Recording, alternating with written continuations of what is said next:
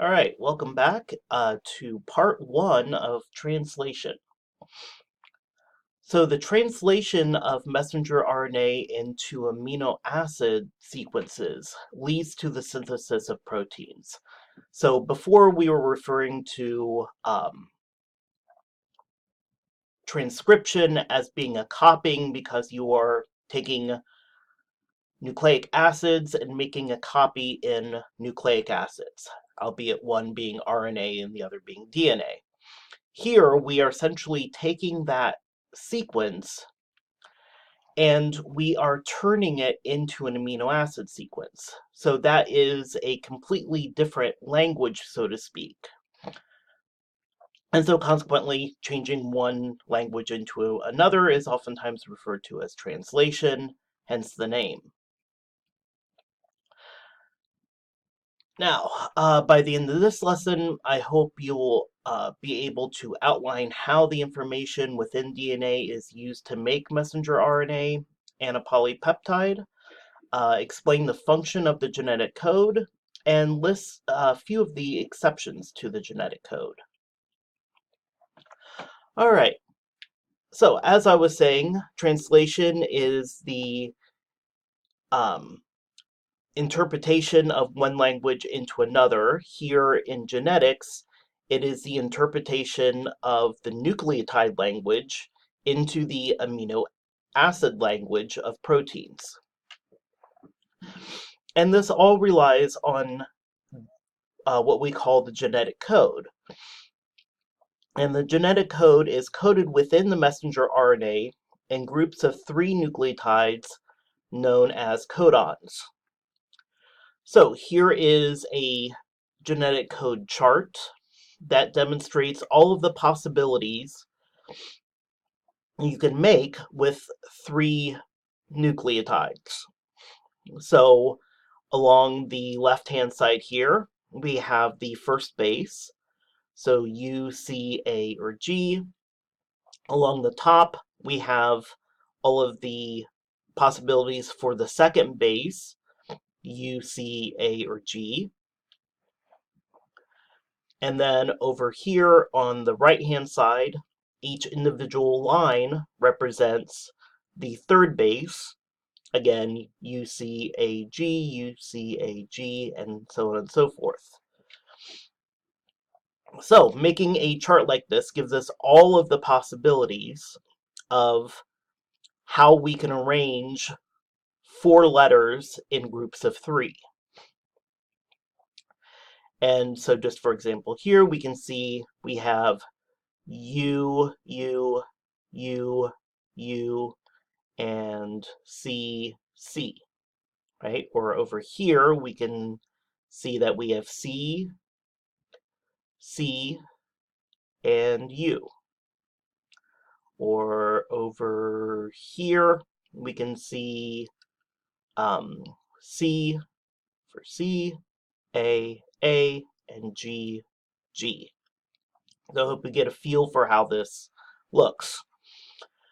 For each possible sequence, we have what amino acid that encodes for. And the first thing you'll recognize here is that some amino acids only have a single codon, such as methionine. It has AUG. Others have several. So let's take a look at serine here. Serine has all of these 4, but also these 2 over here. So you get some codons that have a lot of overlap, others which only have singles. There are a few specialized codons.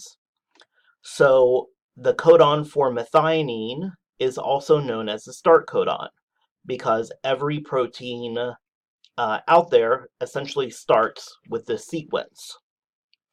This also acts as a recognition point during the beginning of this translation process. You'll also see here that we have 3 codons that are called stop codons, and they do not encode for an amino acid. These are acting as signals for translation to stop. Now, what I want you to recognize is that these codons are referring to the sense codons of the DNA sequence or of the messenger RNA. And we'll see a clearer picture of that later. All right, so we do have these special codons, AUG, which is specifies methionine. This is the start codon. This also will define the reading frame for all future codons. So this particular triplet will act as the first delineator saying, okay, if this is the first three, then the next three is something else, and the next three is something else, and the following three is something else.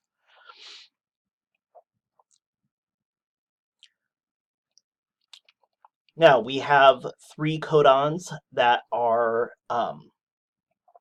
designated as stop codons. There are not amino acids that this encodes for. We also discussed how the code is degenerate, meaning that there are oftentimes more than one codon for a particular amino acid. So we gave examples before for serine, but here's an example of glycine. GGU, GGC, GGA, and GGG are all codons for glycine. In most instances, it's this third base that is variable. So notice that it's the third base that is variable there. If we go back to this chart here and look at proline, it's the third base that varies. Leucine, third base that varies, but we also have some extras up here. So it's usually that third base that is different, and there is a specific explanation for that that we will get to eventually. All right, this genetic code is nearly universal, meaning that you go to any species, any organism out there, be it bacteria, plant, dinosaur. Well, we don't have the genetic code for dinosaurs, but we do have it for birds, which are a type of dinosaur. Look at amoebas, anything out there, it uses the same code. Now, that's not to say that each organism tends to use the same codon. For those codons that are degenerate, E. coli may pick one of these and use it more frequently than others, to where we may use a slightly different one for our glycine. Now, the exceptions that are out there, you can see that AUA is isoleucine. The exception would be it is methionine in yeast and in mammalian mitochondria. UGA is a stop codon, but it encodes for tryptophan in our mitochondria. So remember that our mitochondria is essentially a evolution of a symbiotic bacteria living inside of our cells. So it is a different organism. It is fairly ancient, and it has some remnants that demonstrate some of its ancientness. All right, and here are some others. I won't go into detail on all of these. With the exception of taking a look at these last two. So these last two are kind of interesting because they encode, so UGA is a stop codon, but in certain organisms, it encodes for something called selenocysteine. And this is actually a non-typical amino acid. Here we have another example of that. UAG is a stop codon, but in certain organisms, it encodes for something called pyrrolysine. Again, this is a slightly non-typical amino acids. So when we list the amino acids, you'll see that there are 20 of them. These are oftentimes referred to as the 21st and 22nd because there are organisms out there that use them routinely. And they have a specific tRNA for it, and it in every way, shape, and form is a 21st and 22nd amino acid for those organisms. All right, here is just an overview of that process. So notice here we have a piece of DNA, messenger RNA. Here is the coding strand. Here is the template strand. The first thing we do is transcribe it into a messenger RNA. We use the template strand as a template, hence the name, and we end up with an exact copy of the coding strand. Within that coding strand, there will be a 5' upstream region that is untranslated, and at the other end, at the 3' end, we'll also have an untranslated region. Somewhere in here, near the 5' end, you will see an AUG, and this is the start codon. This defines where the triplet starts, and then from that point on, every following 3 nucleotides is a separate codon. Here we have transfer RNAs. Transfer RNAs have a particular 3-dimensional shape. They are recognized by enzymes, and so the enzyme that recognizes this transfer RNA with a UAC anticodon will bind that. It'll also bind methionine, and it will couple them together. And the same is true for all of these transfer RNAs with a specific amino acid. So here we have a transfer RNA comes in, base pairs with this triplet, and you get the first amino acid. The second one will come in, and now we have the next, and so on and so forth. Eventually, when we get to the stop codon, there is not a transfer RNA for that stop codon, and no amino acid to put in next, so it just stalls there. We'll get into the specifics of that because there is actually something that fits into the spot. All right, so now we have the string of amino acids, which is a polypeptide chain. Let's talk about that briefly here. So a polypeptide chain, like the DNA, has directionality. And the directionality correlates to the 5', the 3' orientation of the messenger RNA. So during each cycle of elongation, a single peptide bond is formed between the carboxyl group of the last amino acid in the polypeptide chain and the amino group of the next amino acid, or that one being added.